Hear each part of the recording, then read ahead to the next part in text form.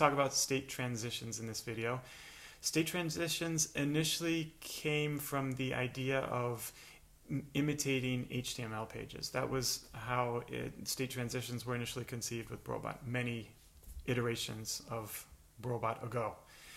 And I quickly realized as I was programming that I needed to make state transitions much more powerful, because an environment that is a visual environment is much more complex than an HTML environment.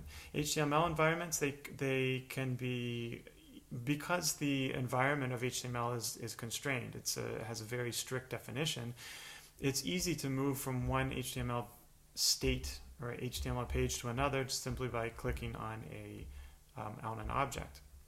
But with a non-defined environment, so a visual environment that can contain almost anything, there is no easy way to do a transition.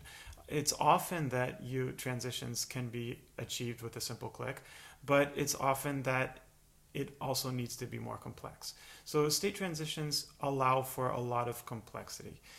The transitions that are written in your state structure by the state structure builder are simple transitions. They're simple click transitions. Clicking on one image brings you to another state. And you can include multiple states. Clicking on one image can bring you to multiple states, or you can also do the dynamic transitions, which are closing a state, brings up the states that existed before you open that state on top of those other states. That's also possible. But anything else, anything more complex, you'll need to program yourself. If you need to drag something, or if you need to click multiple times on an image, if you need to wait for another image to appear and then click on that, any of these more complex transitions, more complex than simply clicking on a state image object, that needs to be programmed once you create your state structure. You can see here how the file name codes for state transitions. It starts with a tilde in the file name. This is one, and here's another one. What that means is that by clicking on this image, you expect to transition to the state. And this is not the entire state name. This can be a substring in the state, just a part of the name. You can abbreviate it, but it has to be unique. So if you have another state that has black somewhere in it, then this will not write any transition. So this would refer to the state Black Spirit's Adventure. You're in the state bottom right menu and you click on the image die. It should transition to the state Black Spirit's Adventure, which means that if we go, I'll show you just quickly on the screen what that looks like. So that is the bottom right menu. I think you can see that pretty much anywhere. We're talking about this image right here. That's the die image in the bottom right menu. And this transition says when you click on this image, then it should open up, voila, the state Black Spirit's Adventure. And so this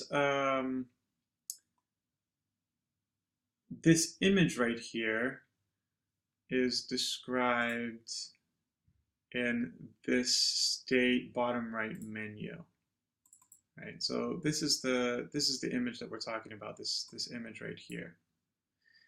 And if we go to the transitions, we see that there's now a transition that when you click on this image, it takes you to the state Black Spirit's Adventure.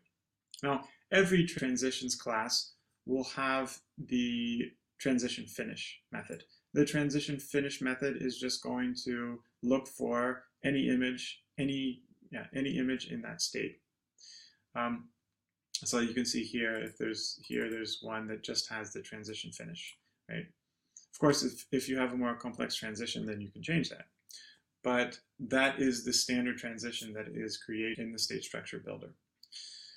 There's another transition that I want to show you here. This transition here, that's a close transition. So when you have the string close after the transition tag, what it means is that you are closing that state, and you will open up states that have been hidden when that state was opened.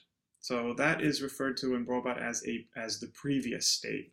And you can see that here if we go to this, the Black Spirits Adventure Transitions class, we can see that right here. Here's the transition that was created. This is how Brobot transitions to a dynamic state. That's it for this tutorial. If you want some more information about how to use features and tags in your file names, check out the documentation website in GitHub.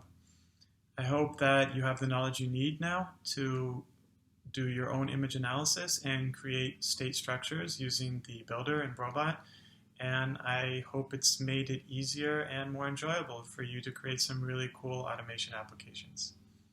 And I'm looking forward to seeing some of them.